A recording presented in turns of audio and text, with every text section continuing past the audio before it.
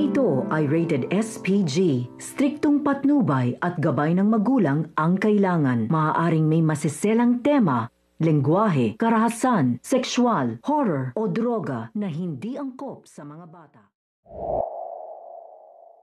Sa pagbabalik nga nito ni Diyosa ay tuwang-tuwa nga siya dito kay Annalyn dahil nga walang ngang nangyaring masama at dito na nga magsisimula ang pagbabalik magkaibigan nga nito ni Lynette at nga nito ni Diyosa. Kaya naman nga itong si Diyosa ay sinabi nga dito kay Lynette na babawiin niya nga raw ang cellphone na nakuha niya at naibenta niya nga dito sa nagbebenta nga ng cellphone at malakas nga ang kutob niya na may ebidensya nga siya laban kay Moira doon. At dahil nga dito ay bigla nang lang tinawagan ni Diyosa ang pinagbentahan niya nga ng cellphone at laking gulat nga ng pinagbentahan nga niya ng cellphone na makita nga ang cellphone na naglalaman ng video clip na si Moira nga talaga ang tumulak nga dito kay Doc Tanyag at si Doc Tanyag nga mismo ang nagsasalita sa video. Kaya naman nang mapanood nga nito ni Diyosa at ni Lynette at pati na rin nga nito ni Annalyn ay malaking posibilidad na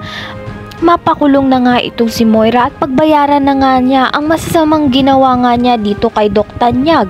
Ayan ang pakakaabangan natin dito nga lang sa Abot Kamay na Pangarap.